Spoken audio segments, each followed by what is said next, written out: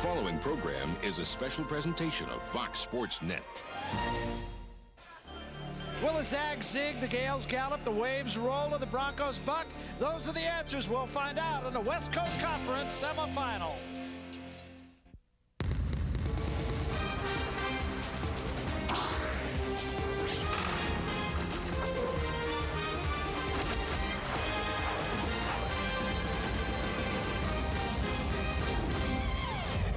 We welcome you to Toso Pavilion. We're at Santa Clara here. We got a double dip for you. Semifinal action in the West Coast Conference men's basketball tournament. The Saint Mary's Gales entertain the top-ranked Gonzaga Bulldogs to start things off. Now they flop the format. They reformat at the end of the quarterfinals, so the top seed will play the lower seed. Therefore, Gonzaga plays the 6th seed St. Mary's. Number 2 Pepperdine plays the 4th seed Santa Clara in our game later. Hello again, everybody. Barry Tompkins with my partner Dan Belwamini. And Danny, I guess this tournament started with 7 teams chasing the Gonzaga Bulldogs. Now it's down to 3 teams chasing the Zags. The Zags, the cream of the crop in the WCC. Well, they really are, Barry. Gonzaga is a quality team, and I think a team, even if it doesn't win the tournament, a team that will go to the NCAA tournament, a team that has a very high RPI rating, a club that's very athletic, a team that can shoot it on the outside, terrific guard play. But don't forget St. Mary's. St. Mary's is a very good basketball team. Brad Millard now playing for him. He's going to come in and give him about 15 minutes. That changes the whole game. Yeah, it really does. So that 6th seed really doesn't mean a whole lot in this game. One thing that St. Mary's is going to have to contend with, the very consistent play all year long of Matt Santangelo. And he has been a quality player in this program and in this conference now for 3 years. And you see Santangelo, a guy that's playing out of position. He's playing the 2 instead of the 1 because of Quentin Hall, but he can shoot it from deep, penetrates the defense. It's a nice combination in the backcourt with Hall and Santangelo. But how about the year for Eric Schrader? Schrader, the West Coast Conference Player of the Year at 6'9".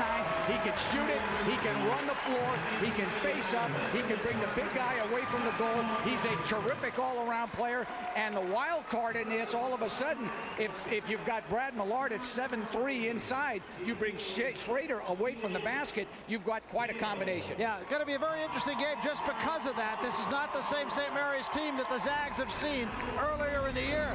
Dan Munson, the Zags coach, said, we're worried about the emotional lift that Brad Millard gives his team more than anything else. We'll be back. Welcome back to Toso Arena. We are just about set to go in our first semifinal matchup here as we take a look at the starting lineup. Schrader with Dolly, Knapp, King, and Alako. Calvary, Fromm, Eaton, Santangelo, and Hall for the Zags.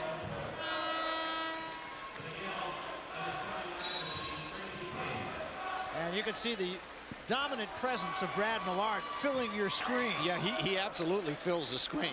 Millard at 7'3" and 300 plus pounds is quite a threat in there, and I'm sure he'll play about 14-15 minutes of the game. And Dave Bowinkle's done a nice job at St. Mary's, and he's just hoping to get whatever he can out of Millard. And as we said at the top of the show, I mean, he all of a sudden brings a different element into the game. Very difficult to defend.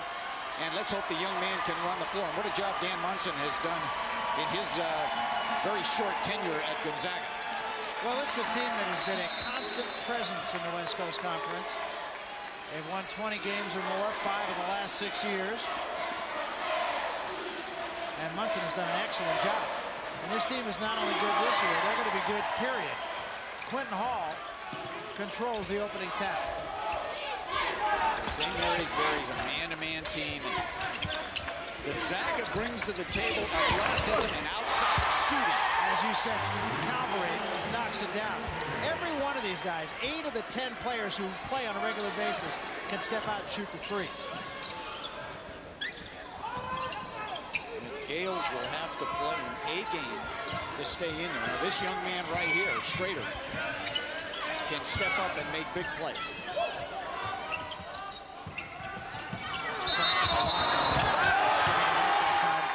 Dolly and a travel. And of course, Gonzaga, a very hard team to press. I mean, you cannot go after them in the backcourt. With Hall and Santangelo, they've got 2 guards, very adept at handling and can make big plays bringing the ball up the floor. Well, Walker stepped in front, but drew the foul.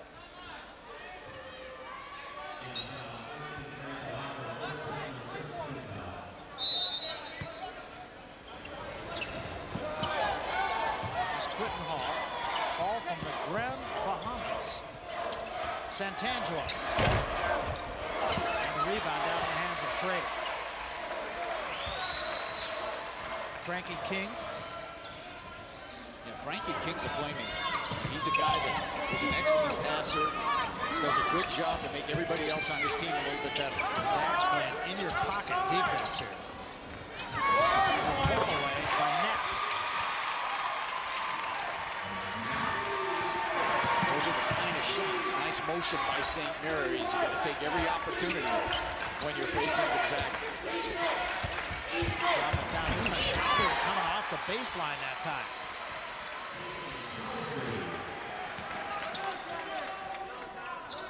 Spreading it out.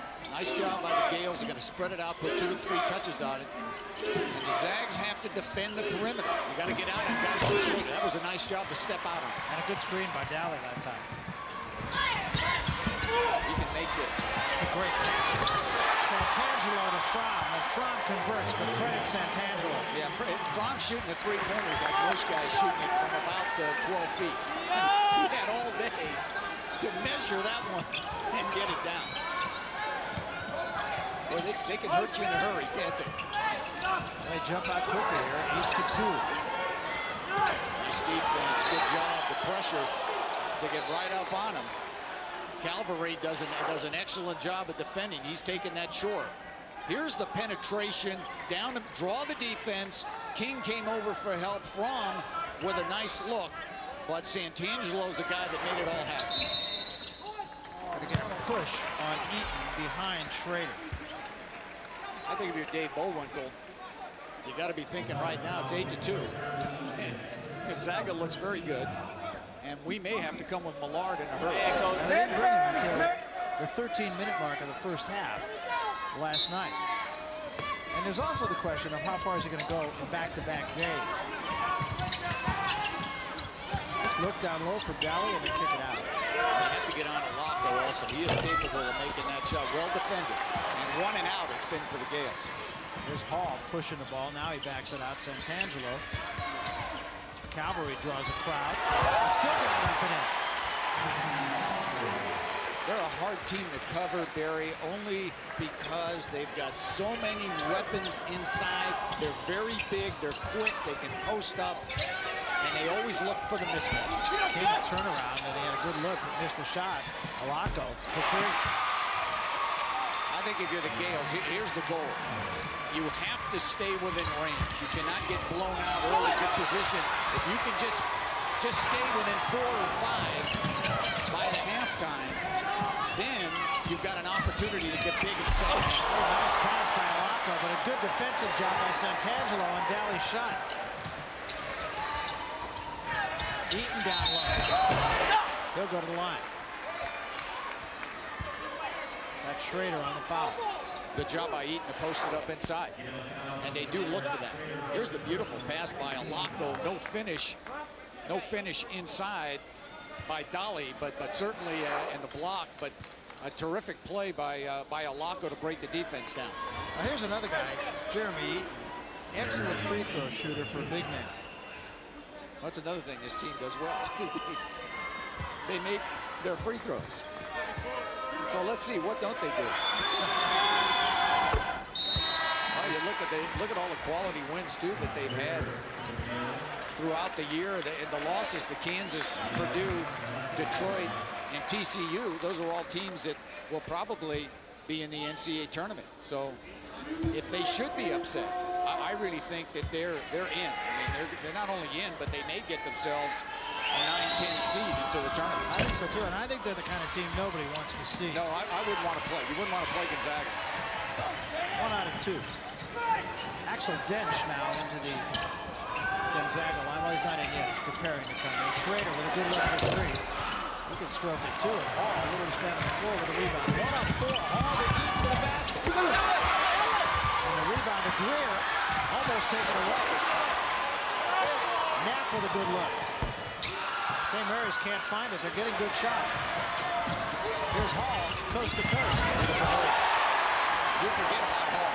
You concentrate on Santangelo, but Quentin Hall, he's a terrific player in his own right. With the left hand, kind of broke it down and made a nice move on the glass. Well, that's one of the things that Dan Munson was telling us when we talked to him just before the game. He said, one of the good things about this team, he said, is we don't have any one go-to guy. He said on any night, somebody can step up. And that step-up player may come from the bench. They're going to play 10 guys. They'll bring everybody in. That's a tough shot. Well defended. That's a very difficult shot. Lucky to get the rebound. Greer got it back for St. Mary. Knapp open in the corner for three. He can't get it. St. Mary's can't find the basket right now. And it's not like they're not getting good shots. Getting a lot of good high percentage shots. Can't get it to go, though. This guy got it to go. Look at this with the left hand. Quentin Hall. Zags by 8. We're coming back.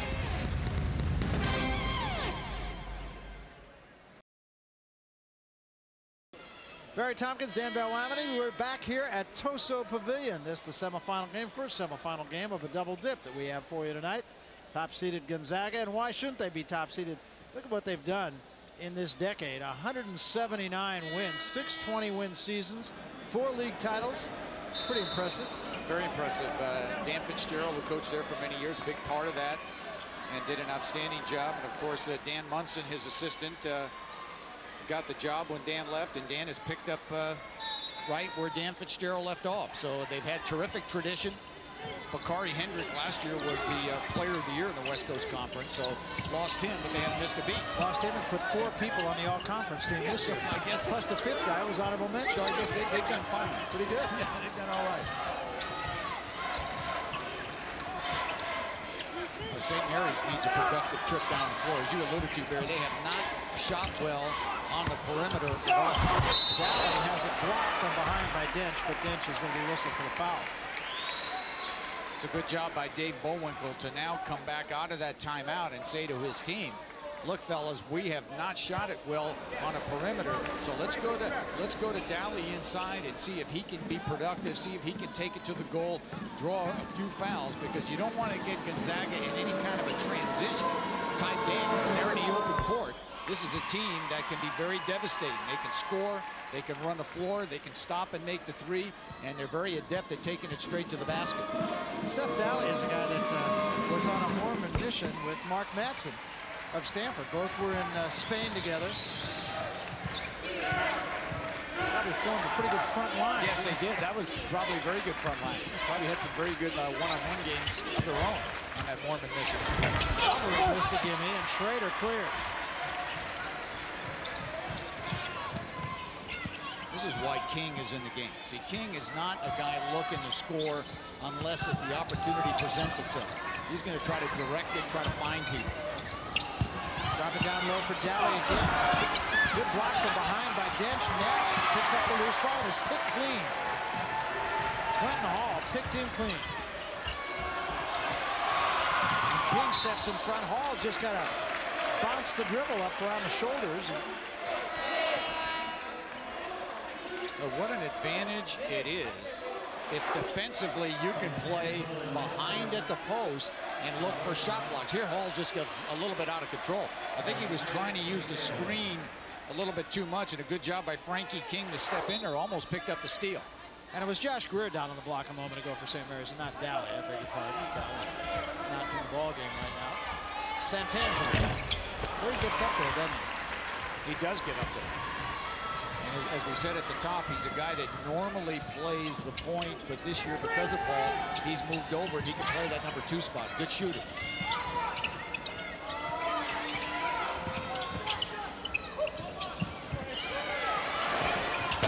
Missing from the corner was Knight. Schrader gets it back. Well, those long 3-point attempts create long rebounds. So it's critical to be ready. Screen a guy out when he shoots that long ball. Blanco pulls the trigger. He can't get it. Falls into the hands of Dench. Yeah, the good news for St. Mary's is they're only 6 behind. The bad news is they can't make a shot. The way Gonzaga normally plays, they've had a golden opportunity to be up 12 to 15 points here in the first 7 minutes. An illegal screen. I think they got Dinch.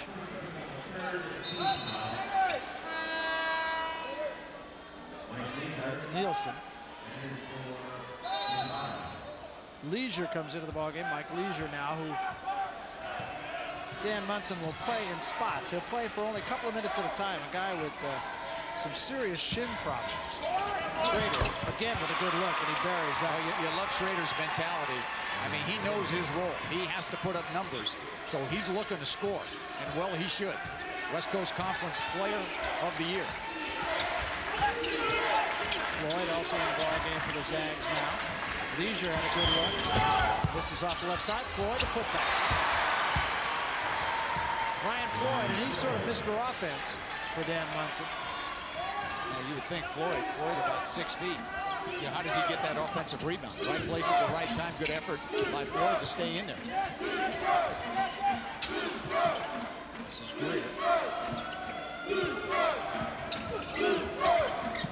You're playing St. Mary, you better jump out. Guys that can make threes. They have had some unbelievably good looks from long range, and so far they've not been able to get them down.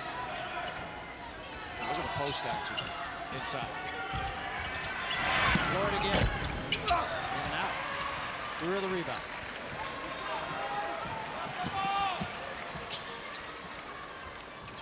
Well, this would be a good time for the Gales to get right back in the game. And Knight just didn't catch the pass. Floyd coming the other way. It's Dench on the block.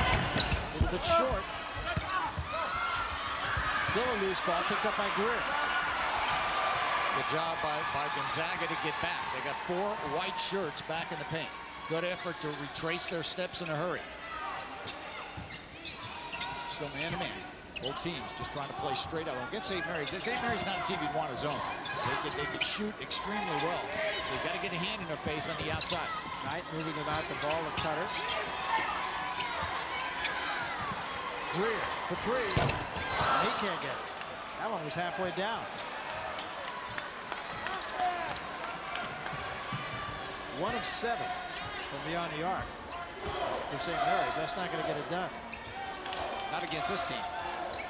Well, Dench is a big guy and he wants the ball. Look at him. He's calling for the ball. They may get a foul away from the ball. Got a grab on Knight. And with that, we'll take a timeout. 10:49 remaining first half. 6-point lead for the Zags. Could be more. Well, the Bulldogs are happy right now. Their team leads by 6, but the way St. Mary's been shooting, it could be a lot more. 10:49 remaining to be played. Coming up, of course, game 2 of the semifinals, Santa Clara and Pepperdine. Santa Clara gets advantage of the home arena here at Toso. First time in the last few years they've managed to get past the first round, and here is Brad Millard coming into the game for the first time at the 10:49 mark. And as Dan Munson told us, he's more worried about what this might do emotionally for St. Mary's than he is what it might do physically for them. Well, emotionally, obviously, it's got to give him a big lift.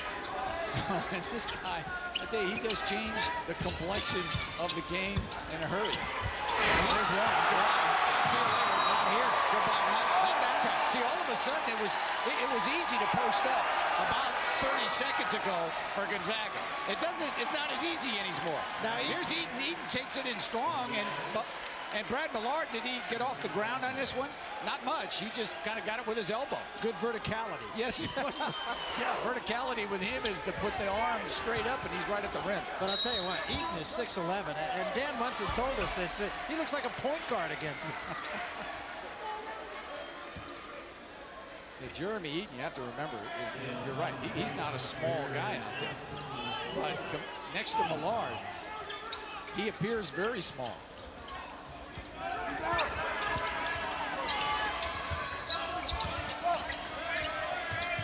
Millard going to zone it up inside, and the Gales with Millard in the game. Now they go to a quick 2-3. They're going to move your feet on defense, so you're going to get some opportunities. Nice shot by Leisure, and a good adjustment by Dan Munson right away in Gonzaga. They go right to their zone offense and get a score.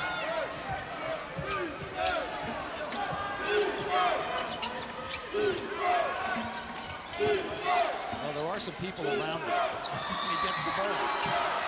That's a great no call by Richie Ballesteros. Hall got all ball, I think, and even though Frankie King went down, I don't believe it was a foul. No, I didn't think so. And I thought an excellent job by Gonzaga that time to adjust after they double-teamed Millard to get back to the outside player. Because Millard was looking to pass, not shoot.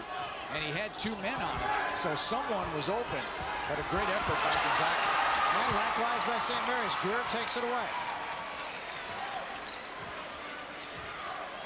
So King will walk it across the timeline here. This is Kamaka. It looked like Millard was open that time. He had position inside. Ooh, not that time. Eaton saying not in this house either. As we said earlier, you know, Eaton at 6'11" is also a guy, beautiful help, to come over and knock the ball out of bounds. You'd love to try to keep the ball in play, but a good effort by Eaton on the help. Now they see if you can give him the ball. Oh, there he is. That's a shot that Millard will make with a little more playing time. There's a steal. Yeah, don't forget, Barry, Millard was the most valuable player in this tournament a couple of years ago. And then went on, of course, and played great in the NCAA tournament. That's really what gave him the reputation that he now has, was his game against Tim Duncan. In retrospect, Tim Duncan has gone on to have a fair career in the NBA. So that's why everybody is very high on Millard. And I know you said off camera you really hope that he comes back for another year. And at St. Mary's, he has another year of eligibility. He may test out and go to some camps and go to some professional camps, as long as he doesn't hire an agent, just to see where he might fall in the draft, and then try to make a decision. Trying to stretch that foot out. He's been kind of favoring that foot a little bit. St. Mary's gets it back. Now Millard will come right back into the offense. Yeah, it'd be a good idea to wait for him. Now they have it. See if they go over the top. Well, I think they have an opportunity to go right over the top to him.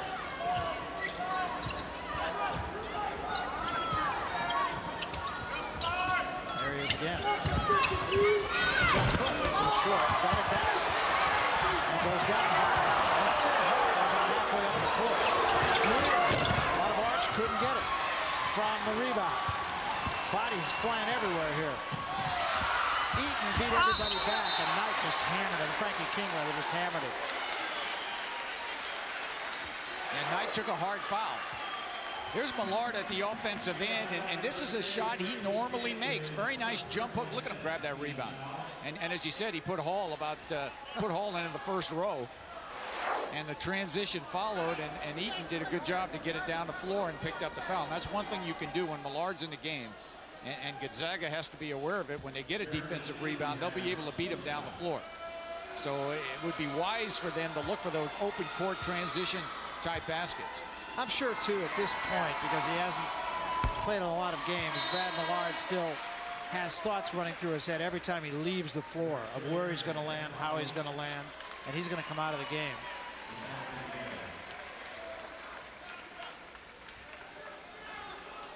Well, you wish him nothing but the best. You hope that the poor guy has gone through quite a bit of agony over the last couple of years. So you'd like to see him get healthy, bounce back, because he is a terrific player. I mean, he's a guy that has a big future, big upside. Just hope he can stay healthy. Oh, look at that shooting. 3 of 21. And you're only down by 10. Yeah, you got to say, I'll take that. O'Neal Kamaka on the clock, rejected that time beautifully by Casey Calvary. Calvary's a shot blocker. Now Kamaka trying to post up inside, and again, look at Calvary come from the weak side and give some help and do a nice job to cover up. And there he is again. Good hands. Excellent hands. Picked it up for Santangelo. Get it ahead to Hall. Well, if they can find Crom, he was wide open on the other side of the floor. Well, he's here, but now he's covered by O'Neal Kamaka. And as you said, you never know who's going to play facing Gonzaga. They got 6-7 players capable of going for 20 anytime, anywhere. night. Missed everything. And a baseball pass, Hall ahead of everyone. Easy basket. Now, one thing Frankie King cannot do is look to shoot that long-range jumper and then try to rebound his own shot. He has to be more aware of the situation. Now, King is at the top of the key. Watch what he does after he shoots the ball. He runs in to try to rebound. Who's back? The answer is no one. And King has to be more aware of that. Hall, I thought, opportunistic, very smart play. You just can't ill afford to do that against a quality team like Gonzaga. So Dave Bullwinkle trying to find a combination that can put points on the board. 3-point shooting, 1 of 9, 3 of 22 in the game. That's not going to get it done. No, it's not going to get it done, and you better make some adjustments in a hurry, because if you're Dave Bullwinkle, you're thinking right now Gonzaga is at the point. They put a little spurt on us right now, and all of a sudden we're going to be down 20, and we could be thinking about next year. Yeah, I mean, they're lucky to be down only 12. I mean, Gonzaga hasn't exactly shot lights out either. It's time to get Schrader involved, and he has to be a little bit more productive at the offensive end. See if they can find Schrader. And Alaka, they've done a great job on Alaka. They have shut him down completely. He'll come out. He had a look. He didn't take it. They drop it down to Schrader, and the whistle blows. Going to get a foul. And maybe on Eaton on a push. And it will be out of bounds. Only the 4th team foul on Gonzaga. 7:21 left first half. Zags are waiting, but the Gales aren't coming. We'll be back.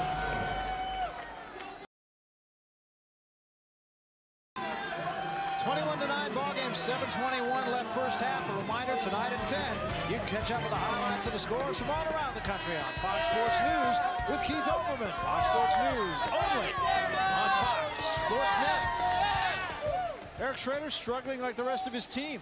Yeah, he really is, and of course they cannot win unless Schrader has a big game. And you look at the points and the rebounds and the field goal percentage, and Schrader is a guy that has to come up big if they're going to upset Gonzaga. Well, 1 of 10 now from beyond, and a travel just to compound it.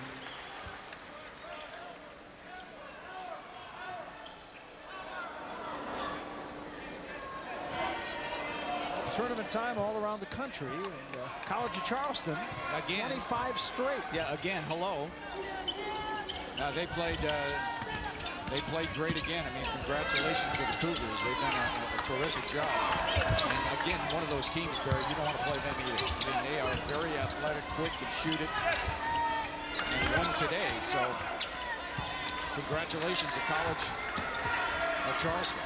Not only this year, but over the past 2 or 3 years, they've been terrific. Santangelo can't get the roll. So again, the Zags are really waiting for Saint Mary's, and Saint Mary's just unable to do anything about it. Yeah, they haven't been able to catch the bus at all. No, that's right. Saint Mary's is they got the transfer out there, but they haven't got it going at all. They need to try to pick it up and see if Gonzaga, looks like they're going to a matchup. Looks like they're switching their defense right now, and they're going to give the Gales a bit of a different look.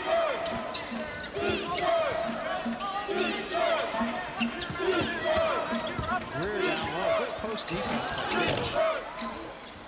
Just wouldn't let Greer shoot it where he wanted to shoot it. Gales get it back. Greer underneath. And a foul on Dench. Not a bad foul though. No, and really great work ethic by Greer. I think Greer has given this team a bit of a lift because he's an inside player. He's a guy that works hard around the glass. He tries for rebounds. And right now the Gales will take anything they can get, and they need some points desperately. I mean, when you only score 9 points in 14 minutes, and you're only down, and no, you know what? That's excellent. That is not good. That's not even good in football. No, it's not. In football, it's bad.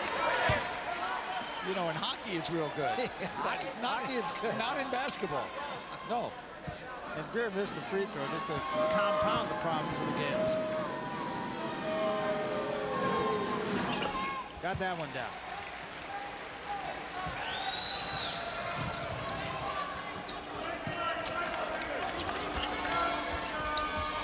You can really dictate the tempo now if you're Gonzaga. They're going to try to put some touches, run their motion, See if Santangelo or Hall or Fromm could carry that shot.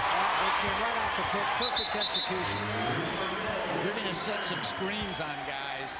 Boy, Richie Fromm is a guy you want to set up as many times as you want. He's got 6. He's got 2 threes. Has not shot a whole lot in the first half, but he is opportunistic behind the line.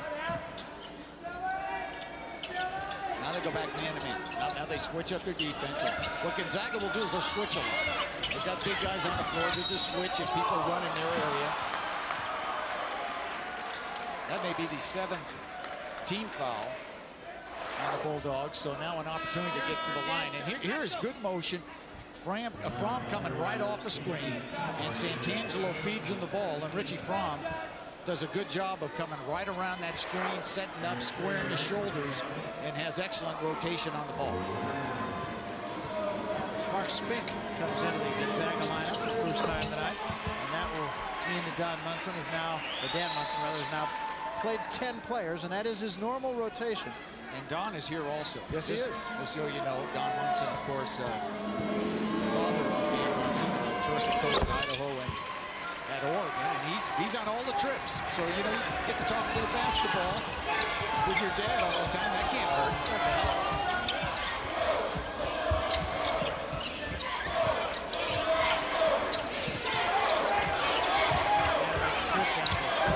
TCU and Texas Pan American.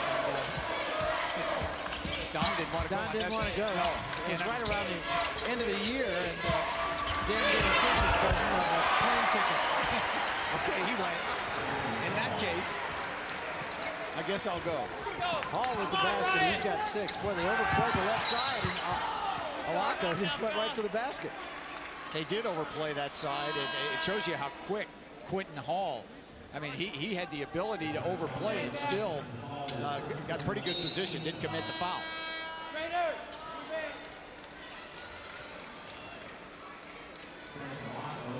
Nielsen comes back into the Gonzaga lineup, and Richie Fromm will sit. Well, let's say you don't have a postseason tournament. Obviously, Gonzaga wins the regular season. They go to the NCAA tournament. But one thing it will do, it gives everybody else an opportunity to get to the tournament, obviously. Absolutely. And I think Gonzaga will go regardless of whether they win this tournament or they don't. And you know that Santa Clara has struggled. I mean, they've had guys that were injured. But Dick Davies' team playing well. And Lorenzo Romar has a very good team at Pepperdine. And Pepperdine has defeated Gonzaga.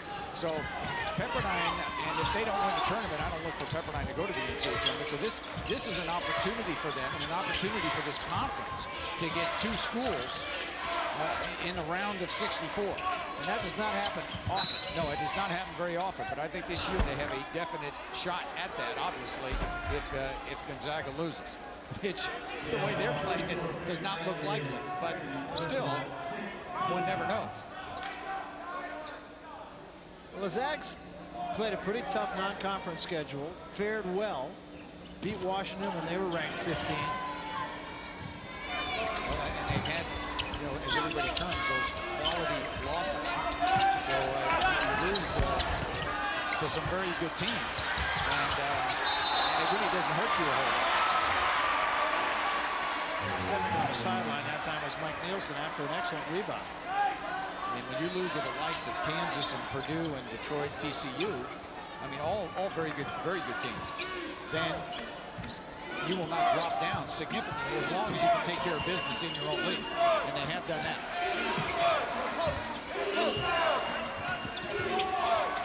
Schrader is looking to get on track. Player of the year in the West Coast Conference.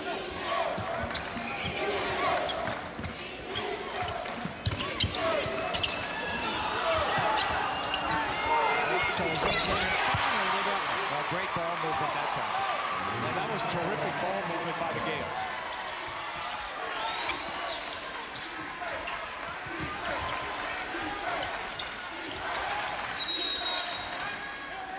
Got a timeout called by Dan Munson. We'll take a break as well. It's a 20-second timeout, so we'll stay right here. Nice job by Alako on the outside, and they did find him A good move. Here's Frankie Knight inside, and he punches. I like going inside to out. It does open up the three-point shot. A good move by Alako. Of course, Knight and Alako and all East Bay backcourt. And I know, Barry, you remember the East Bay backcourt of Mark Vieira and Maurice Harper that played in the 70s. Two terrific players, by the way, along with Steve Rosinski, who played on that St. Mary's team. So this is the first time they've had an East Bay backcourt at St. Mary's in quite some time. Frank Alako, of course, the son of the coach at De La Salle High School. Good job to jump out on that screen. This is a big trip for St. Mary's defensive. They need to stop here to get back in this game. Santangelo, good look. And they don't get it. One thing about Santangelo, I mean, if there is a go-to player on this team, I mean, it's Matt Santangelo. He's it. Yeah, he is the guy.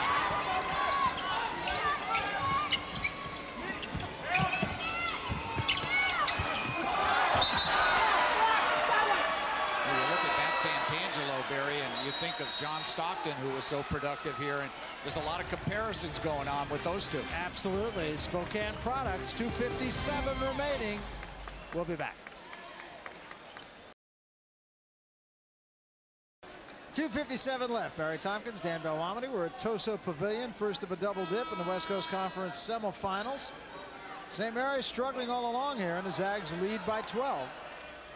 Lead by 12 and really comfortably in front. They're doing a nice job at both ends of the floor. I don't think the Gales are totally out of this game. I mean, obviously only down by 12, but they have to get it in gear, start making some outside shots, get a little bit better ball movement, and hopefully get it in bounds here, which they do.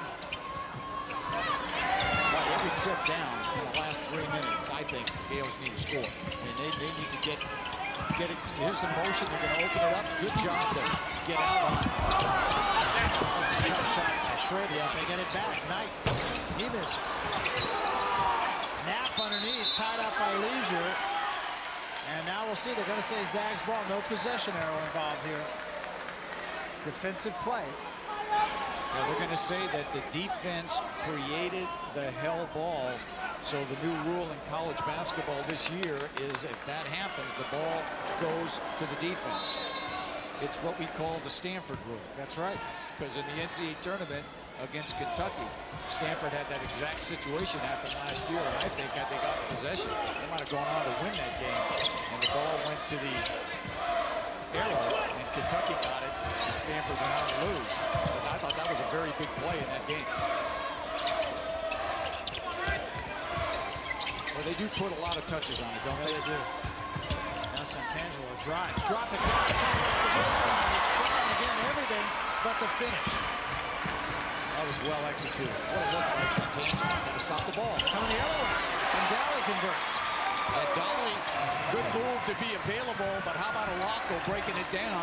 And you have to find guys in the open court. Look for the over the top. They like to go over the top against you. You've got to be alert if you're St. Mary's. Leisure guy was a 3-year starter here before the injury to his shins. Spink open. Dan Munson was telling us how much he likes this sophomore. Really thinks he's going to be a player before it's all over. Mike Spink, a redshirt sophomore. That's another thing that Gonzaga has done a great job over the year. They will redshirt players. They'll work on them. You've got 5 years to play for, and they use that for many of their guys if they don't feel that they're ready. 12-point lead, and the Zags with a chance to put a little more air between themselves. Again, Santangelo, the running hook and one. Yeah, how do you like that one? All of a sudden, an explosion move to the goal by Matt Santangelo, and this is what you feared. He goes right by Knight and does a nice job, picks up the foul on Schrader, and this is what you feared if you were St. Mary's. All of a sudden, if Gonzaga gets it in gear and they get on a roll and they get in rhythm, they're capable of putting on some quick numbers, and now building up a 14-point lead, in danger, if you're St. Mary's, of making it 15. Nice move by Matt Santangelo. There's the numbers on Santangelo. He's playing out of position really this year. He'll go back to his normal point guard position next year. Reminder that coming up at halftime, we got a lot to talk about. We'll be talking with both the coaches of game number 2, Dick Davey of Santa Clara and Lowell Romar of Pepperdine. We'll have Dan's 3-minute clinic, all the numbers and all the pictures of the first half.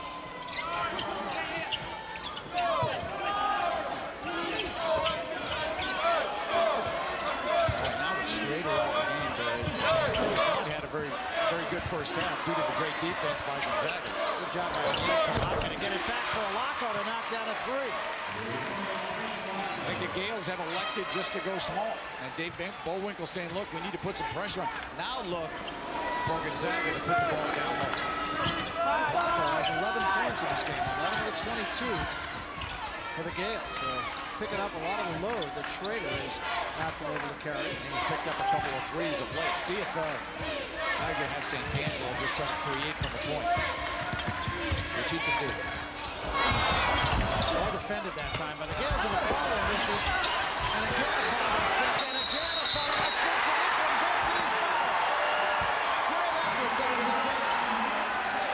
by Mark Spink. How about it? And he kicked the ball nice and high.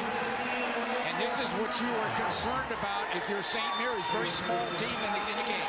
3 players come to help, and that opens it up inside for weak side rebounding. Look at Spink. Keep it up, keep it above your head, and finally get it down. So a great effort by Gonzaga. They know now they have an advantage on the glass. They're taking that advantage. They're getting multiple shots, and I think you're going to force St. Mary's to make some changes in a hurry.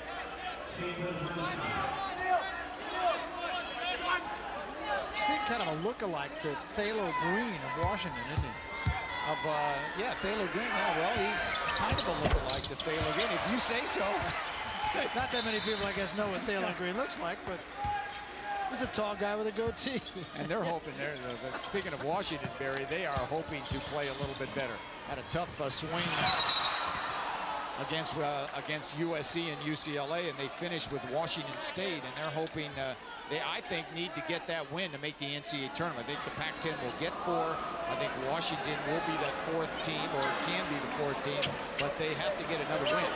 If they finish 10-8 in the league, I think definitely they will go to the tournament. As far as is concerned, you'd like to play well at the end of the year. Now, California on a bit of an upswing, but they have to play away. They have to go to Oregon and Oregon State. And I think if they finish with 2 wins at 9-9, they could be the 4th or possibly the 5th team from the Pac-10 to make the tournament. They lob it down from the line, and he got the shot up, but he couldn't get it to fall. They brought Millard in just for that purpose, and it all worked, except for the end result. So we come to the end of the first half, and really a half to forget for the St. Mary's Gales. They trail the #1 seeded Gonzaga Bulldogs by 15, 37-22 at the end of the first 20 minutes of play.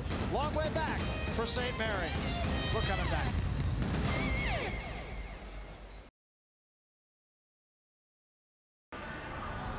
Back, Barry Tompkins, Dan Belwamini, halftime here at Toso Pavilion. First game of 2 in the West Coast Conference semifinals. 37-22. The Gonzaga Bulldogs leading the St. Mary's Gales at halftime. Really has been no contest. The Gales have just not been able to shoot the ball. Gonzaga's been opportunistic. Thus, they lead it by 15 and looking every bit the part of the #1 seed. Coming up later, of course, Pepperdine and Santa Clara. Should be a competitive game. Seeds #2 and #4. And right now, Dan Belwamini with an old friend. A couple of old friends, as a matter of fact. I hate to use the word old, Dan, but I will. Go ahead, you got it. Well, you can use the word old. That's all right. No problem. Thanks, Barry. And, of course, with Lorenzo Romar, the coach at Pepperdine, and Dick Davey, the coach at Santa Clara. And we're going to go first with the dean. Now, Dick, you are the dean. Remember that, of the West Coast Conference coaches. And I know this is your 7th year. Unbelievable that you are the dean of all the coaches in the conference. So it shows you that the lifespan of coaches is not a whole lot long, is it? I'll tell you, I feel like the dean. I feel like I'm about 100 years old tonight, so we'll see how it goes. But you play 3 in a row, it's kind of tough to keep getting up every night and going after it. I know the players, it's tough for them, but hopefully it's a good match between the 2 teams tonight. Well, your team has come on strong the second half of the year. Obviously, you've had major injuries. Talk a little bit about what you have to do tonight to beat a very good Pepperdine team. Well, I think they're very athletic. Probably the best man-to-man defensive team in the league. They rebound the ball exceptionally well, so we're going to have our hands full. We're really going to have to play solid basketball to have a chance. Well, good luck tonight. Keep it going. You've done a great job here. You and I go back a long way, so I just wanted to say that. Thanks, Danny. Yeah, I enjoyed those old Willowton-Leland basketball games. That's right. Not many people know about it. All right, thanks very much, Dick Davey, the coach at Santa Clara. Now Lorenzo Romar. And Lorenzo, Santa Clara presents some problems. Your team is a very good basketball team, but they have been playing well. Why don't you talk a little bit about where you are with your club and some of the things you have to do to be successful tonight? Well, I think we took a little bit of a slide in the last part of our conference season. We lost 4 of our last 6, but we kind of rebounded a little bit. I think we're playing better basketball. We have a little more continuity and confidence on the offensive end, and we're continuing to scrap defensively. We got our work cut out for us tonight. Santa Clara's awfully good. A lot of folks around this area remember Jelani Gardner when he played at Cal. Yeah. How has he progressed? What can some of the fans on television and here look in his game? Oh, he's became such a leader on the floor. He's got one goal in mind when he's out there. That's to win that ball game, and he'll try to do whatever it takes to win the game. He's got good size. He's 6'6". He can see over the defense. He can cause problems defensively. He's really done a great job for us. I think this conference can get 2 schools if Gonzaga does not win. What do you think? I think that's definitely a possibility, and I hope we're one of them. All right. Good luck tonight. Thank you. All right, Lorenzo Romar, he's done a great job at Pepperdine. Stay with us. We're going to go right back to Barry Tompkins. All right, thanks, Dan, and thanks to Lo Romar and to Dick Davey. These are the semifinals of the West Coast Conference Tournament. Coming back to game number 1, the Zags and the Gales after this.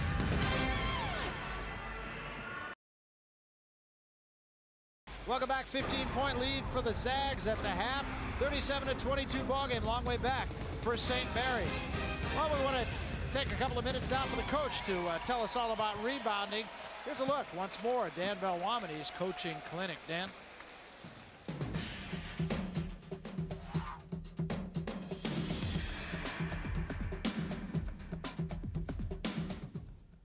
What we're going to talk about is defensive rebounding the basketball. How do you block out? How do you make contact with the player you're guarding? How you're not pushed under the basket? How you can get around and get the ball and initiate the fast break.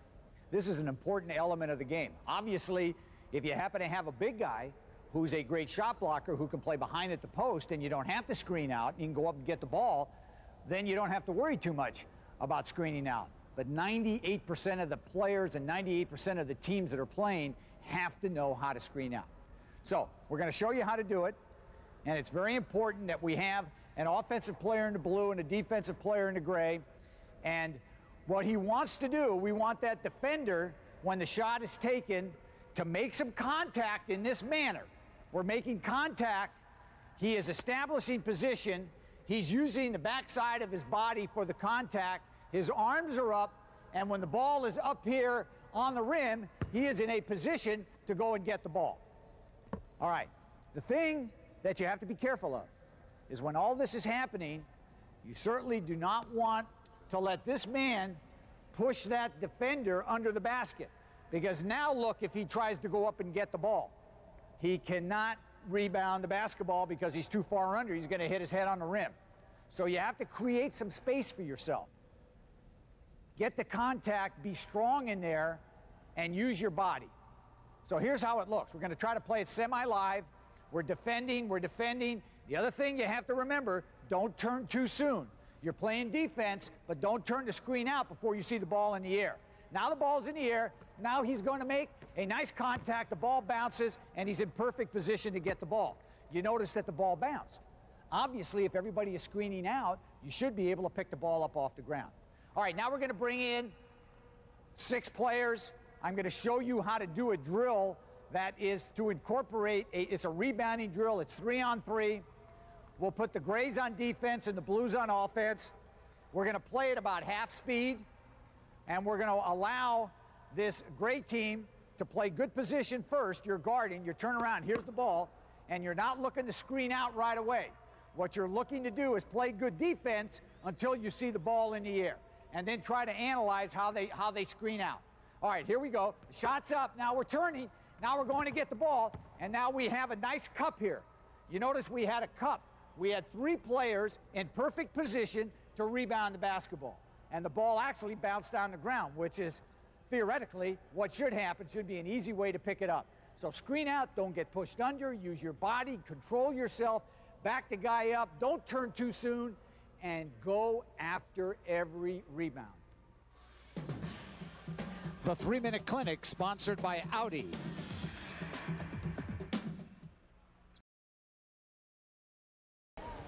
Welcome back to Toso Pavilion, 37-22 ball game as we prepare to start the second half. The Zags all over Saint Mary's. Saint Mary's just going to have to find some scoring consistency, which they've not had at all. They haven't had any scoring consistency, Barry. And the thing is, what they're going to have to do is play a little bit better in the half court. And they have not done that at all. Here's Schrader, knocks down a jumper. He has not had many good looks in the first half. Alako really has been the guy that has been able to step up for Saint Mary's, and he has been the only one.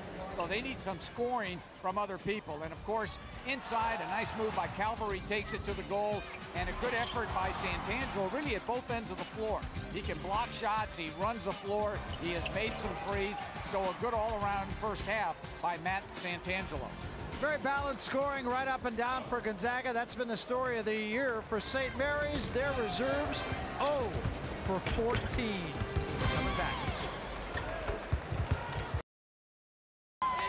We welcome you back. 37-22 Gonzaga lead as we prepare to start the second half. How do you like that shooting percentage for St. Mary's? Yeah, 18 is not a good number if you're trying to win games, and they have to do a job and try to improve that. And you look at the rest of the numbers in the first half, and the bench points have not been significant either for St. Mary's. They have not had much from anybody coming off the bench. So they're hoping to regroup, play a lot better in the second half. Obviously, first 3 or 4 minutes very important to the Gales because Gonzaga puts a little run on you, you're down 20, and it's over. Alako now Eaton jumps out of Alako, so there's got to be a mismatch somewhere here. And Alako throws up a 3. Rebound to Knapp, so there's the absence of Eaton. Nice job by Knapp to get on the glass, and there was your mismatch because Eaton was on the perimeter. Good job by Alako. Alako is a nice player. I mean, he can make threes and has a good presence on the floor, understands what he's doing. And the Gales sorely needed a score. And here's Alako. We featured him at halftime. We said, you know, he's making all the threes. Look at him cross dribble on Fromm and take it in. And the thing I like about it, he used the left hand on the left side of the floor. He's a little man, but he was able to shield his body by using the appropriate hand. He was able to get it up and score in traffic. Finally gets it in, just beats the 5 seconds. Going to zone it coming out of bounds. So the Gales go zone and Gonzaga goes over the top. And you said earlier they like to do that. Eaton unable to save it. It'll be the Gales' ball. Tough to defend when people are zoning you and you can lob it over the top. If the pass is perfect, it's very tough to stop. And Dan Munson now trying to adjust. He knows that the Gales did not play particularly well in the first half. Of course, his team did play terrific defense. But you know the Gales are a much better offensive team than what they show. Well, Schrader hits a running hook, and it's an 11-point game, and that's as close as the Gales have been in a while. Well, it's the first time that I can recall in the game they had 2 consecutive trips down the floor where they scored. I think that's right. Another foul down low. Maybe on Schrader. It is. And this is a guy that you cannot lose. So Schrader, here's Schrader at the offensive end. Wasn't that a nice move with the right hand on the jump hook? And Eric Schrader's going to pick up his 4th personal foul. So you've got the West Coast Conference Player of the Year sitting on the bench with 4 fouls. And now if you're Dave Bullwinkle, here's the lob over the top. Nice job to defend, but they're going to pick up a foul. Boy, they're going to go the other way. A little break for St. Mary's here, but it's going to be very tough with Schrader on the bench. I think they may say that Casey Calvary pushed while going for that lob. As you take a look at Eric Schrader. So you're going to keep him down there for at least 6-7 minutes before you want to get him back in the game. And if you're Dave Bullwinkle, you're hoping your team can stay somewhat within range. That's a good shot. Nice pass from Greer, and Alako sticks a 3, and all of a sudden it's an 8-point game. Well, St. Mary's trying to come back from the dead. I mean, you thought that they were completely out of this game, but they made a nice run. There's a lob again. Look at the lob. What the hell? And a nice save that time. Getting on the floor was Knapp. And he traveled. Did a good job, but for naught. Laco, who has made the drive. How about the pass on the outside? In to out. Josh Greer sets that up with a beautiful pass. Look at Laco, his reaction, and he knows that that was a big shot. I'll say it was. 7 unanswered to start the second half here for the Gales.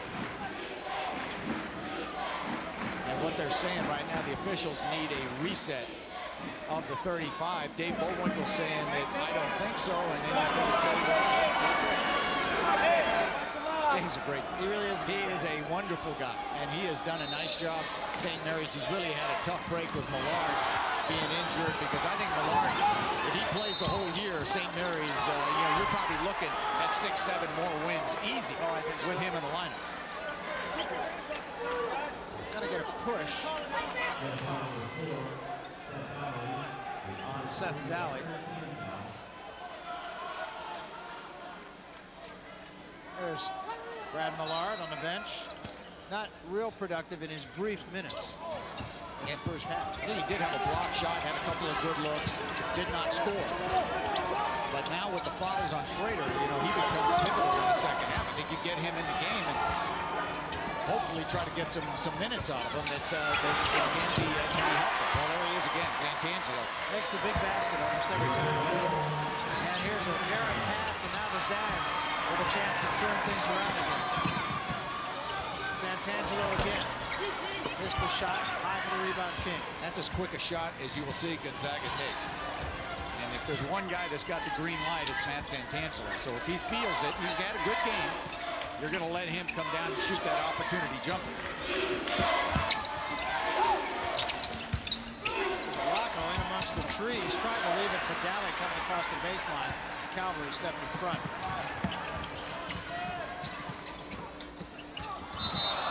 Oh, that's a night went down hard. Or King rather went down very hard. That's a nice pump fake though by Matt Santangelo. When you have the ball and you've made that three-point goal, now what you want to do is get that defense and give a little bit of a fake and try to get people in the air. And that was Fromm.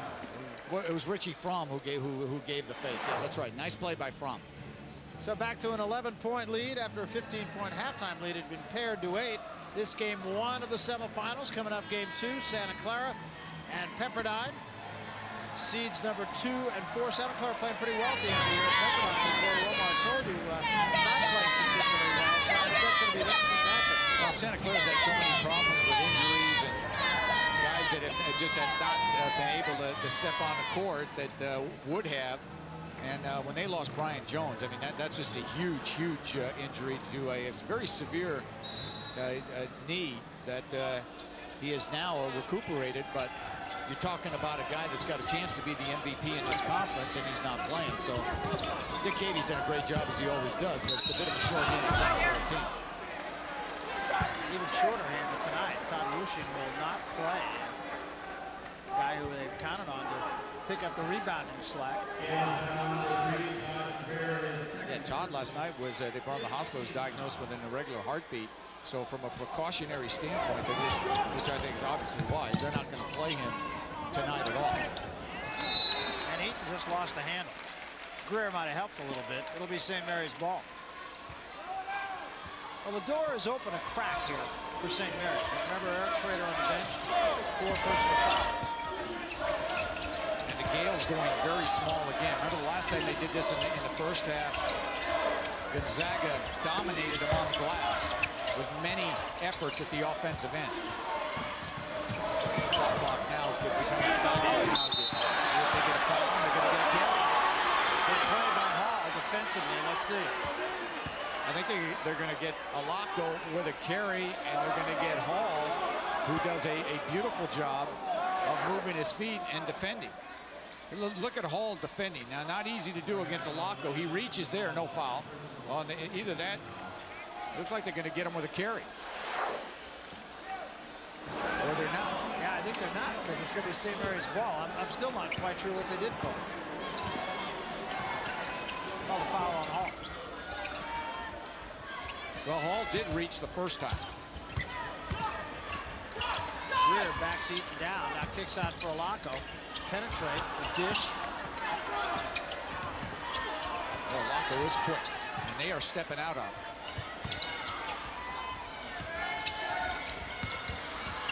King lead for Dowie coming off the baseline. That was a great pass by King. And again, a 9-point game. The Gales not going quietly here. And I think now you look straight inside if you're Gonzaga. Good job to double up, but then they're going to find the open guy. There he is. Missed short. Second chance, so Calvary saved it for Eaton. Back it out and reset. Pretty good sequence for Gonzaga. And I think if you've got that opportunity again, you're going to take it. But it all started with the pass inside. I mean, Eaton is a guy that is available, and you might get a walk. I think a good call.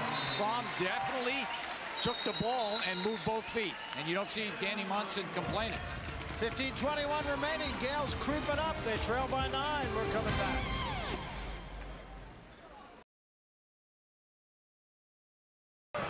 .40 to 31 ball game with 15:21 remaining. St. Mary's starting to make a little bit of noise, and they're doing it with Eric Schrader, the leading scorer, on the bench. And of course, Brad Millard has not made an appearance here in the second half yet either. It's been Frank Alacco who has really been getting it done. Yeah, he has been getting it done, and you look at the statistics, first half, and a little bit of a change from the first half to the second half. The Gales, 4 out of 5. Look at 6 of 34. And now Gonzaga going to show they better get it across the timeline here, and they just did. And what they will normally do on this is drop back 1-2-2. So you start out in a half-court trap and then drop back zone. Nice pass from Alacco. Greer draws the foul. That's about as good a pass as you can make, and I'm not sure Greer was really ready for it. How did he do that? I don't know. The old bowling ball pass. Yeah. I mean, let's say that was an unreal pass. Now look at him. He had the presence of mind to get this ball, not only that, but to the outside hand. As Greer got fouled prior to the shot, so they'll take the ball out of bounds. There's Alacco again. He had a moment. There he is again. Great ball movement by the Gales, and well defended by Gonzaga. Nice move there. He can great pass and no finish. Dowie gets it back. Alacco just doing it all. Yes. Big shot by Knight. 6-point ball game. Part of that East Bay backcourt, they're starting to rev it up.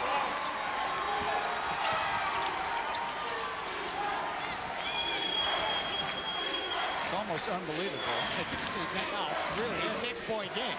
After going, what, 6 of 34 from the field, the Gales were in the first half. And doing it with, arguably their best foot pack. I don't think arguably at all, their best player on the bench. And on the bench right now.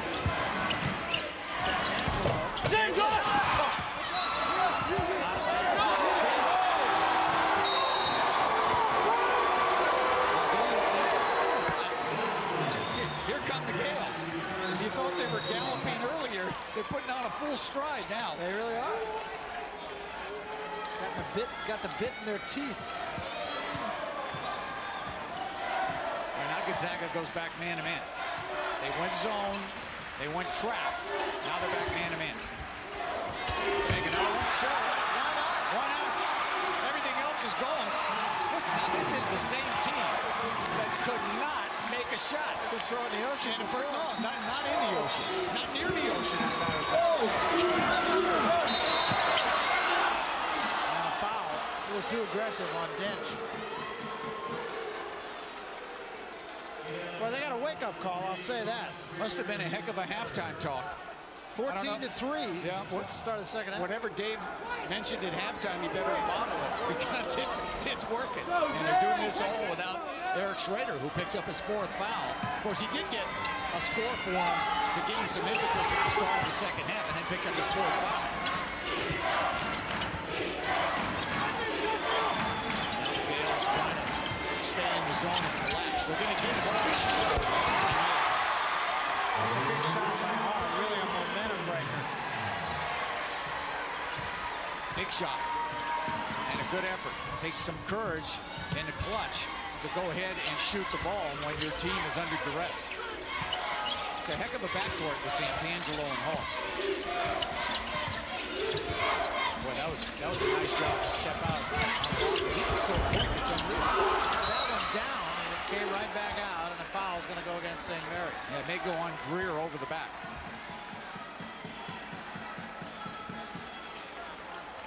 And if it is on Greer, as you take a look at Schrader, who has the 4 fouls, it is the 7th team foul already on the Gales. So Gonzaga with a 1-on-1 opportunity.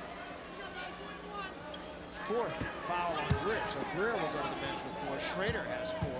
It's starting to be a serious problem for Dave Bullwinkle. Mike Nielsen now with a chance at a 1-on-1. Gets the roll. And that's the other thing this team can do. They can make free throws.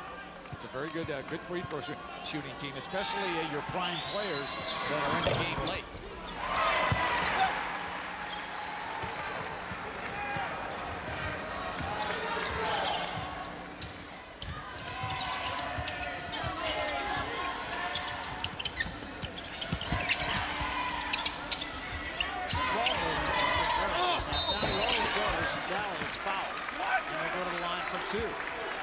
Well, they have been much more crisp in their half-court game. And when you make a few shots, it will get you motivated and get your attention a little bit better. And they have done an excellent job in the half-court. They've moved the ball. They've gone in and out. I thought Alako has had really a terrific game for him, and he's been a real leader. But their inside guys have stepped up. Daly has done a nice job. So they need Schrader, though, back in the game. And I think Dave Bullwinkle may elect to get Schrader back in a couple of minutes, or come back with Brad Millard.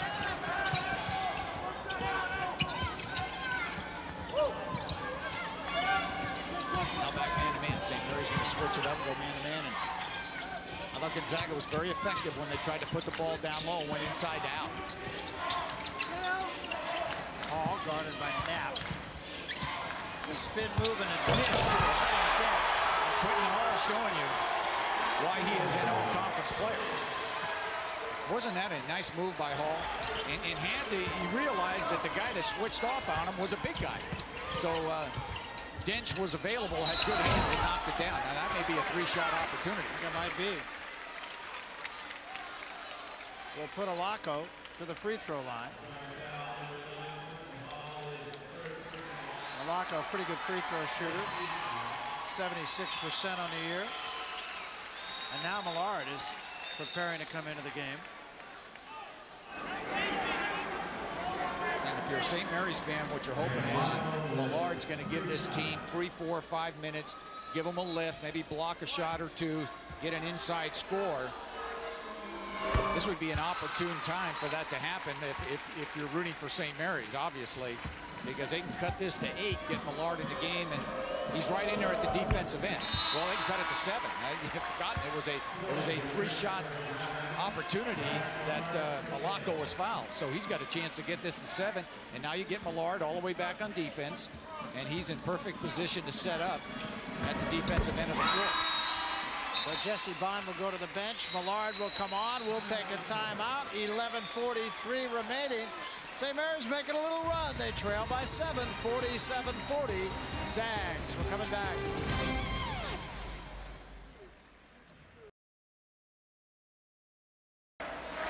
We welcome you back. That is correct. 47-40. Zags still lead it. St. Mary's down by 15 at the half, have made a run.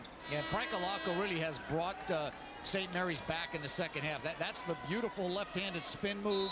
Nice job to get the defense and cut it up. And Alako has made some threes. Look at the numbers on Alako. 19 points. He's got only 1 assist because he's been called upon to score, not distribute tonight. Now they got a mismatch. Alako got caught up inside on a bigger player. Counter, so they got to look off floor. Here's missed a shot. And the rebound's going to be run down by Dally. Usually Gonzaga will pick up the fact that they have a mismatch. And Casey Calvary that time was being guarded by Alako, but they didn't reverse the ball to find it. You know what's amazing to me, Millard had a very good look at the basket and could not finish. He's very disgusted with himself. What's really interesting to me is watching Axel Dench play Millard. Now, Axel Dench is 6'11", 243. Yeah, he's a big man. And he looks 5'11". Yeah. Next to him. Well, he doesn't quite look 5'11", but he does look small next to Brad Millard. That would have been a big confidence boost for Brad had he been able to get that one down. I think that's exactly what he needs. He needs to get some points, and they've been tough to come by. Basically, he hasn't played much. He can't elevate very well, so he's used to getting off the ground and making those inside shots, and he has not been in rhythm to make that happen as yet. Well, he was 4 of 6 last night. That helped him after being 0 for 5 in his first game, but so far tonight just unable to find it. Good job by Calvary that time to jump out on Alako. See if they go back to him. Why not? Alako over the lead. Well, one thing Millard does, though, he understands when he has 2 players on him, and he kicked the ball back out. And beautiful rotation that time by Saint Mary's to get it to the open player. Oop, left his feet. 22 for Alako. Well, he is having one phenomenal game. Yes, he is. Now, Millard helped him on that last possession, because he draws a crowd. Why not go back to him? I mean, he is the focal point. Give him the ball. As you said, Dench is 6'11", but oh, there it is. Now he might be able to turn this one in. Trying to reverse it. Couldn't do it.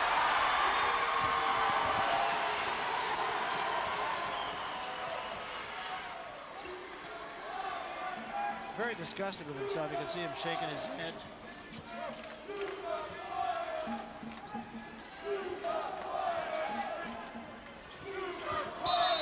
And this time picks up the foul.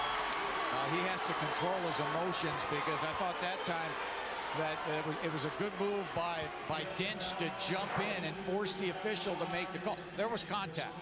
So you talk, here's your verticality play. Right. And the rule is, if you keep your arms up and you're not moving, you can stay vertical, and that's exactly what he did. But you have to give Dench a salute, because he was the one that forced the official to make that call by drawing the contact. But you have to think that if they keep going to the well, it's not like Millard has had bad shots. Well, and the other thing that will happen is that Dench and some of his teammates will double up Millard. And Millard is a good passer, and he may be able to get the ball back out and set up that 3-point goal. And that has happened a couple times. And if you're Gonzaga, one guy you cannot leave now the way he's playing is Alako. You do have to stand on Frank Alako and not give him any daylight. Don't help out if you're guarding. Drop it down on Millard. Kick it out to Kanaka. Drop it down Millard again. Spinker put Millard at the line.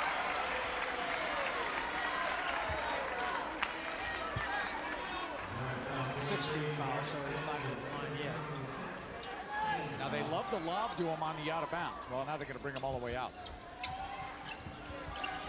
And, you know, he's come a long way, Barry, though, from where he was when he first came to St. Mary's.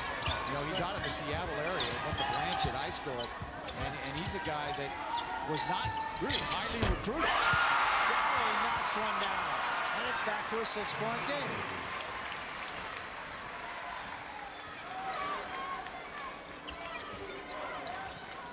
Well, Spink now is being guarded by Millard, and Spink should come away from the goal.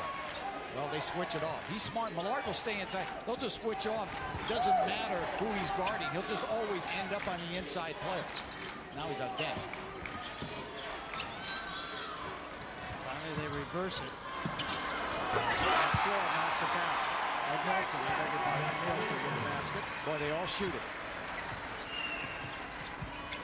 Gonzaga throws 10 players at you every night. Everyone capable of scoring.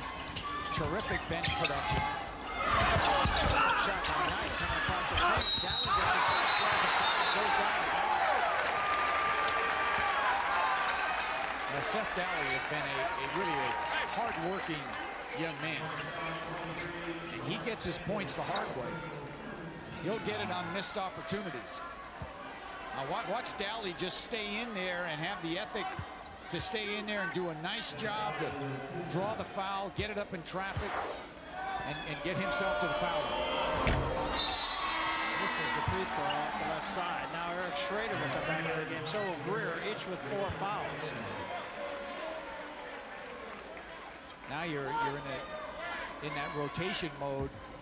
If you're Dave Bowinkle, you go as long as you can with Eric Schrader, and then if he fouls out, you come right back with Brad Millard. 2 misses at the free throw line by Daly, and it's going to be the Zags' ball. Brad Millard on the bench, not at all pleased with himself, and he knows he's a better player than he's shown here tonight.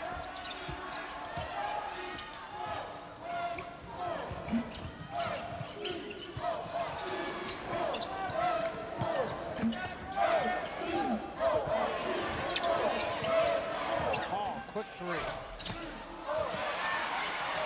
Rebound to Kamaka. And St. Mary's trying to push it.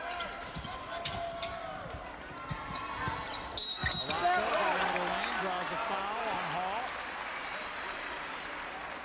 You gotta love Alako. He makes things happen.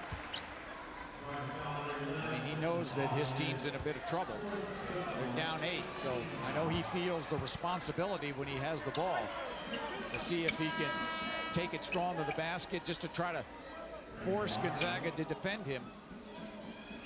And he's had quite a game.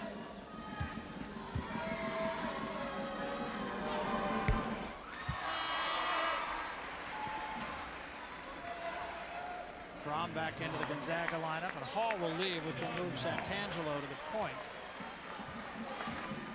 Hall leaving with 4 fouls, so he'll sit for a little bit. Oh, what a job by Alako. Career high, Barry, 24 points. Pretty impressive. 53-47, Zags.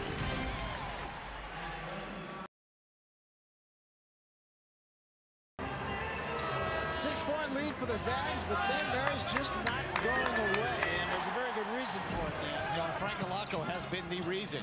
Here a nice pass to Daly inside, and here Alako can set you up and make the 3, and again, he can break the defense down and score to the goal. So Alako giving you the total package here tonight, and he has single-handedly kept the Gales in this game. I mean, he's got 24 points. He does have a couple of assists. He's got 5 3-point goals.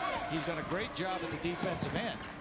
So you're talking about a young man here that's got to almost, well, he does. He has more than half his team's points. Well, they had Spink open for a moment. Nielsen drives, left-handed. Good job by Nielsen that time. The Gales did not jump out on that screen. Someone screens and you allow that offensive player to turn the corner, you've got some problems. Good job by Nielsen that time to get that goal. There's Alako again trying to get around Spinks and draws the foul.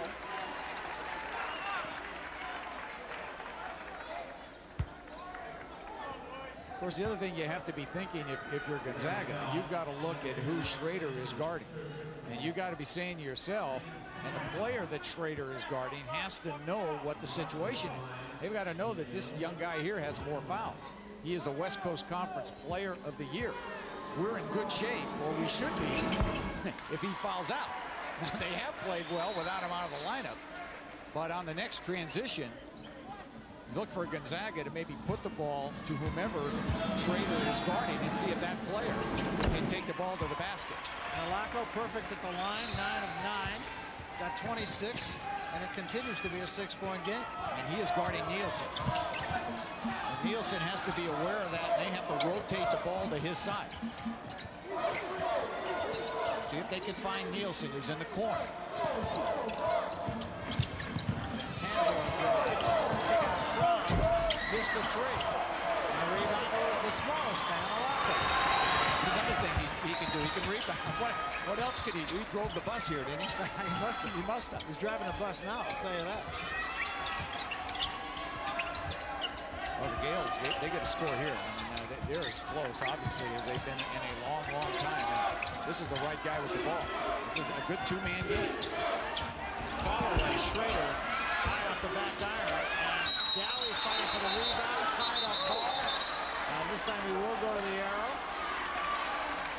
Dally is a killer in there, isn't he? I mean, he is not a real big guy. He's like about 6'5 and a half. But what a rebound.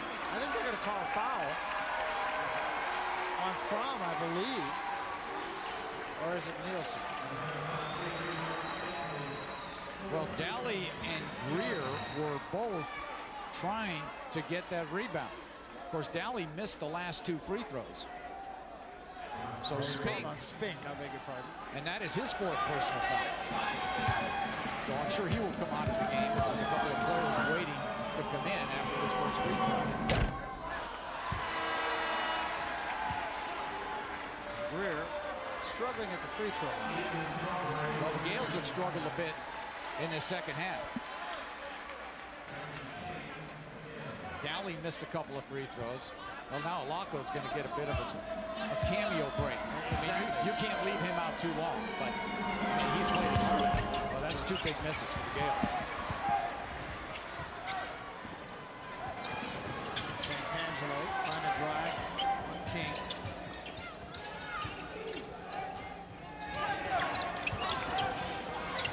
Get it to Eaton.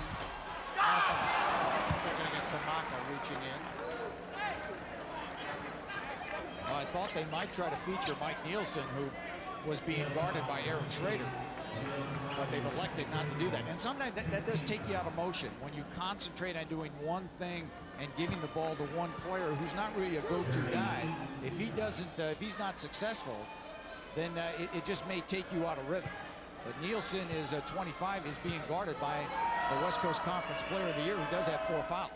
And Eaton, who is an excellent free throw shooter, gets the first. Knapp comes into the St. Mary's lineup, and Greer will sit. Greer also playing with 4 fouls, so he'll take a seat.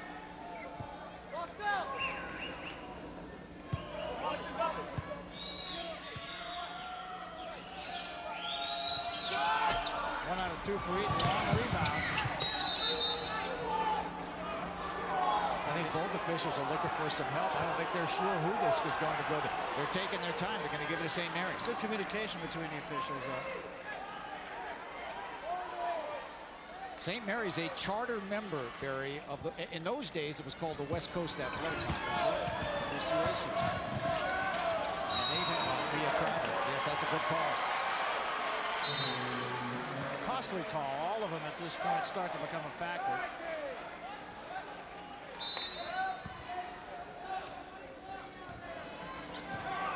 The conference, by the way, all through the years that has fared well in the NCAA tournament. Yes, has produced many good teams. And I think could do some damage this year. A team like Gonzaga, we talked about it. This is a very good basketball team. And I think they've got the capability to win some games in the tournament. No doubt about it. Got Dally on a grab. Yeah, because they can match up. They can give you a lot of different looks. They can play an up-and-down game if you want to play that way. They can play a half-court game. It's a big, athletic team with good guards. And anytime you have good guards, you're in pretty good shape. And the other thing they do is they make their free throws. Not that time, but 12 or 15 isn't bad most of the time. Fans going, you want to make a free throw? Well, you have made 12 or 15, but that's not enough. You want 15 or 15. And Alaco will come back into the game. Well, that's probably why he was holding his head, because you saw Alaco at the scorer's table waiting to come back in. 1 out of 2 for Calhoun. They're going to show three-quarter court. It's the first time they've shown this. Want to try to get the ball in the middle if you're St. Mary's. See if you can get it in the middle of the floor. And now they just drop back. Drop back zone. It wasn't a bad pass. Dally just didn't catch it. You know what I like about Gonzaga, though? They'll give you multiple looks at the defensive end. And you just have to credit the coaching staff there with making a nice switch, a nice move, different defense, and get a turnover. 20-second timeout.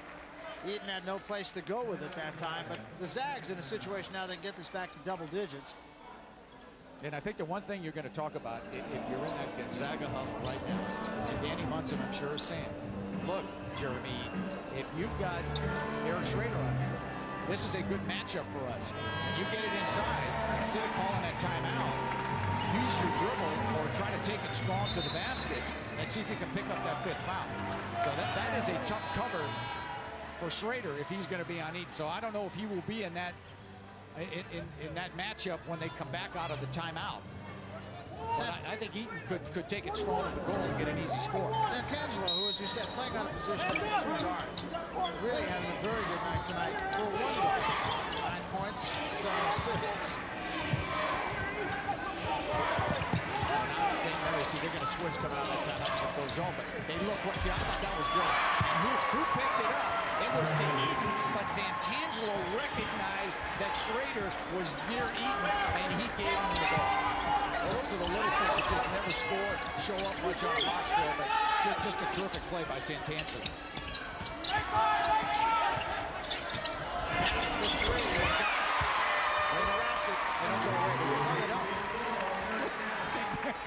Mary's saying, well, that's okay. You can do it, we'll score 3, and you score 2, and we might come back. I think Ballesteros might have seen some water on the court. And so he stopped the clock. Yeah, here's the last time down the floor, and there's Schrader 0-0. See, and he is close to Eaton, and where does the ball go? Well, Santangelo recognizes that because Schrader does have the 4 fouls, did not defend at all, and allowed Eaton just to make an easy score. I'll see if they do it again. It's the same scenario. Now it's straight man-to-man, so you've got to look now at Eaton. Well, now he jumps out, and see, that's a good move by Nielsen, who traveled. If he took it all the way to the basket, I think he could have scored. Good idea, though. Bad execution. And again, a chance to get under that 6 mark for St. Mary's. They haven't been able to do that. They've gotten it to 6 3 or 4 times here in the second half, but not been able to get over this hurdle.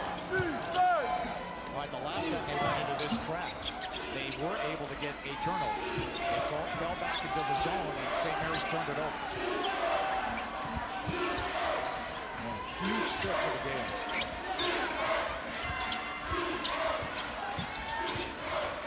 Good patience, good ball movement, excellent team defense. Nothing really available right now. 4 seconds, 3, 2.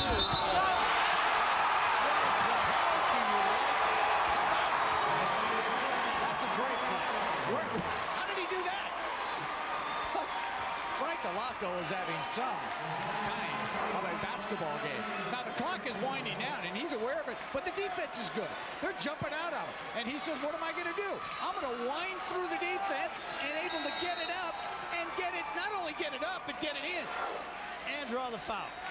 28 points for Frank Alaco tonight. Career high by plenty. And more importantly, he's got his team within 5 and a chance to get him within 4. And plenty of time remaining. And you still have that wild card to bring Millard in the game.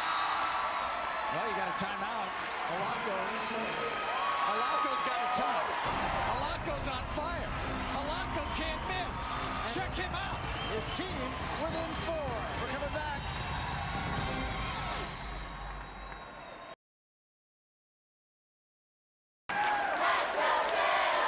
St. Mary's closer than they've been since early in the ballgame. They trail by 4. 59-55, clock no factor. This is a team, Dan, used to playing close games. Yeah, look at all the close games that St. Mary's have played. 13 of 30 have been decided by 6 points or less, and 6 overtime games. And they haven't done very well in any of them until last night. So they won the one they really needed to win. No, they may be on a roll. Look at Alaco with the foul, defending Santangelo. Well, it's time now to go to guys that are experienced, and if there is a go-to player, we talked about it before on this Gonzaga team, it's Matt Santangelo. So coming out of that timeout, you try to feature the player that can make things happen. A nice move, and Santangelo gets to the free throw line. And we talked about all the comparisons. The great John Stockton, who played at Gonzaga, was a most valuable player in this league a number of times. And there are those kind of comparisons. And I think Matt Santangelo will get a great look. He's got another year come back next year here for a senior campaign. But after he's finished, he will get a very good look by the NBA people. I think so too. He's got good size, and his natural position, as we say, is point guard. Now the Saint Mary's ball off the knee, they say, of Calvary.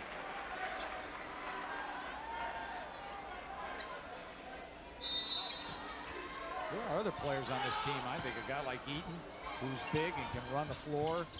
They've got some guys that I think they end up going to NBA camps may perform very well. Rocco can't get that. Calvary, the rebound. Wants a trap. So does Dave Bowling. He may have an argument there. Very close, whether he gave up the ball before he landed.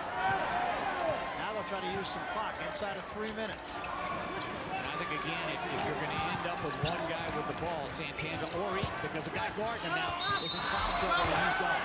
Good smart play. Very smart.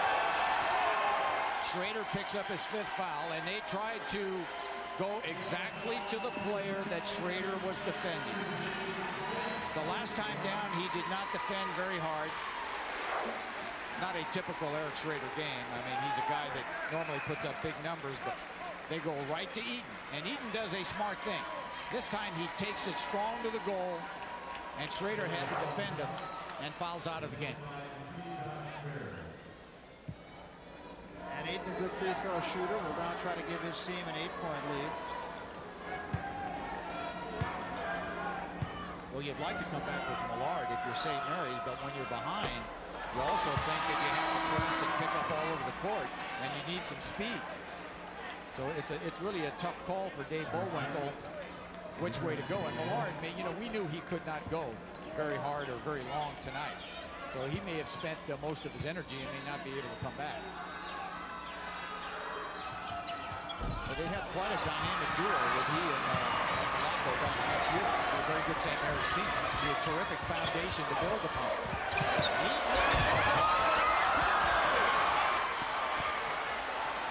Maybe the easiest shot he's had in the half. He also rolled an ankle when he came down.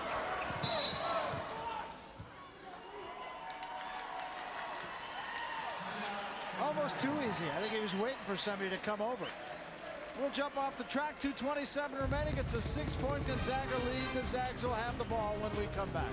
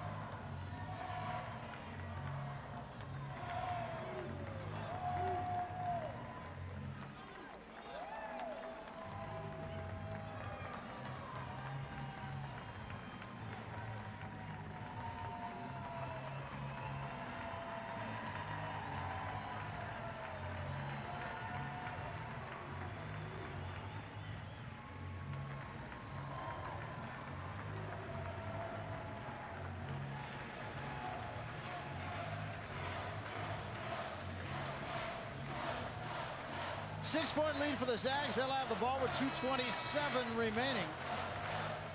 St. Mary's hung around, shooting much better from beyond the arc in the second half, as you can see. But might need a little bit more. Yeah, they might need a little bit more, but what a dramatic turnaround for St. Mary's. 4 of 5 from long range in the second half, and you look at that 3 of 13. Remember, they were 6 of 34. Check that, 6 of 34 from the floor in the first half, and still have made a nice comeback, only trailed by 6 with plenty of time. So you don't have to think exclusively 3 if you're the Gales. Now that may change if Gonzaga gets a score on this possession. Santangelo open. He has been clutch in the last 3 or 4 minutes. 13 for Santangelo at 76th. And has made the big basket now 2 times in a row. Alonso got the lane, lost the hand. Good decision by Santangelo. See if they can stop him. Alonso diving after the ball, almost got it. I think you need to back it up up a bit if you're the Bulldogs. Get it back outside, run some clock, dictate it now. You don't need a whole lot more points. You like to run that shot clock all the way down, shoot it with about 7 or 8 to go with the 35. There's a lot of guys out there who can't shoot. And a lot of guys out there that can make free throws also. Eaton off the baseline. That's short. Rebound down. Important possession right here. I thought Gonzaga could have put the Gales away with that score. It gives them a bit of an opportunity if they can knock down some threes. Great look. Almost 2 goals. Yeah, 2 goals. And now you got to think 5. You cannot allow Gonzaga to run 35 off the clock.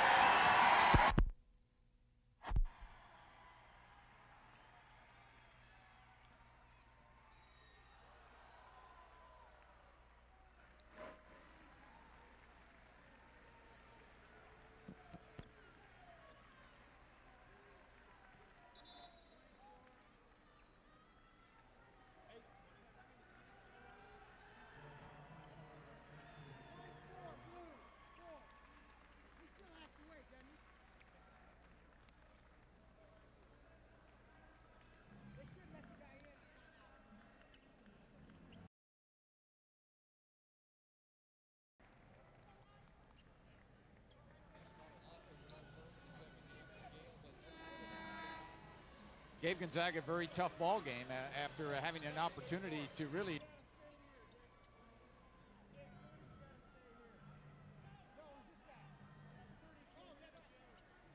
They had a very good second half in terms of shooting the basketball, but a little too much Gonzaga, too much inside game.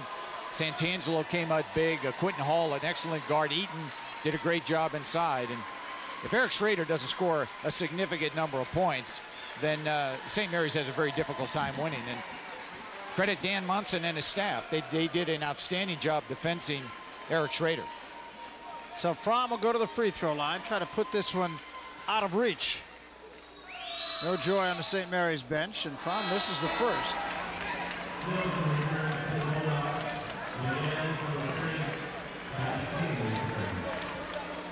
And they elected not to come back with Brad Millard. Had a good game last night, but did not score in this one. And had some chances. I thought had some good looks. But now you need speed and quickness in defense, and you have to extend. So they electing to go small. And Nielsen picks off Alaco's pass. And now a reach-in foul on Greer. That's going to be his fifth. And now it's all academic.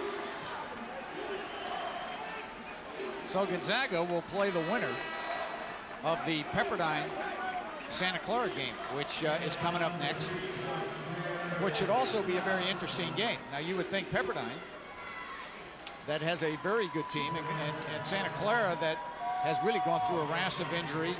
It's not at full strength. It should be a win for Pepperdine, but as this game proves, you never know. It's very true, and of course that's why you got to come out and play. Santa Clara playing in its own building, so that will help them a little bit. Although the home team has never won the conference championship. Santa Clara hasn't gotten out of the first round. And they have not gotten out. That was, I think, the first time they've won a conference game, a postseason conference game at home. So Dick Davey, I'm sure, will have his team ready to play. And obviously the crowd has to be a factor. Knapp throws up a long three. It won't go. Nielsen the rebound and a foul on Alaco.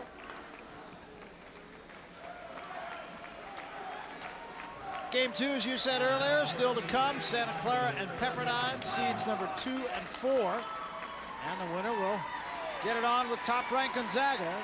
Gonzaga gave you every reason why they are top-ranked tonight. And they've had some great players at Gonzaga through the years. Starting with the Frank Burgess era, which I hate to tell you, but I certainly do remember. Averaged like in the low 30s back in the early 60s, which was fairly significant at that time. Sure was.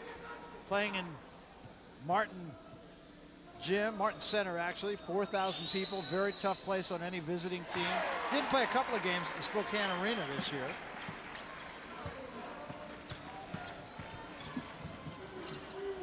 Alaco double clutching and drops that one in. That'll put Alaco over 30. He's got 31 in the game.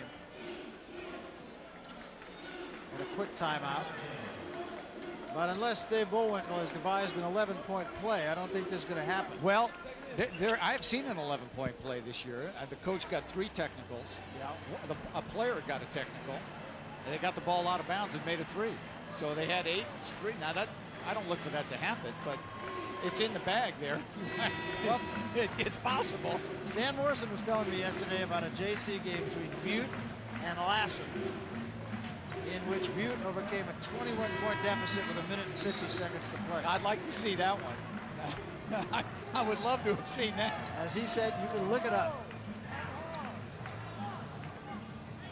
Now, we talked about all the great tradition. How about all those unbelievable players that played at St. Mary's? You think of all the Tom Micheri, Leroy Doss, Steve Gray, Nick Papageorge, Odell Johnson. So they've had, how about David Savolich, who played here, was a very, very effective player. A.J. Rollins. So Jamoki Horton, Jerry West, not the Jerry West Cabin Creek, West Virginia fame, but Jerry West was a very good player here at St. Mary's. So Peter Thibault, who played here, also Thibault, who played here. So he was they've had so many good players. Rich tradition at St. Mary's. Well, it's a great place to play. I mean, there's a real home court advantage here. I would think it would be a place that student athletes would want to go. Beautiful campus in Moraga. I think that could be said about a lot of schools in the West Coast Conference, to tell you the truth. Campus at Gonzaga is very nice. Yeah, very nice. So, we talked about the Mark Vieira, Eric Rosinski, or Steve Rosinski rather, Mark Vieira and Maurice Harper teams, which were great. Of course, I remember those teams because we played against them.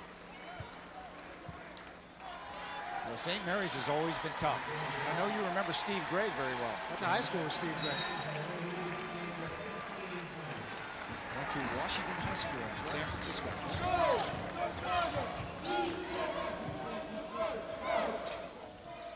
Frankie Knight misses the long J.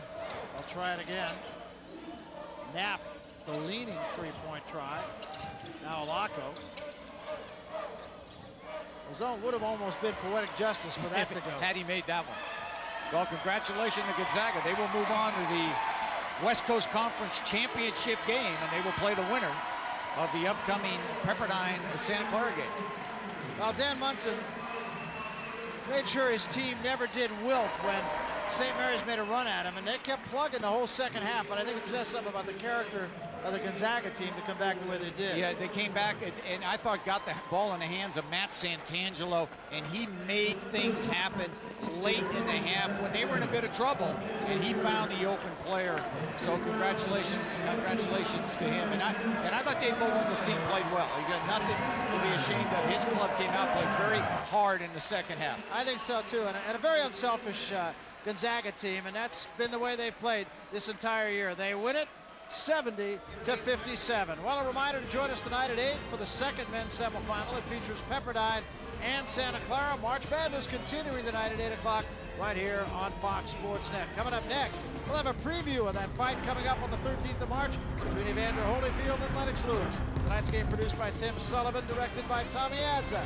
So, for Dan Belwamini and our entire Fox Sports crew, I'm Barry Tompkins saying you've been watching the WCC tournament on Fox Sports Net. Still another game to come from here at Toso Arena, but a good one here in game number 1 as the Zags show why they're number 1. They win it 70-57. So long, everybody.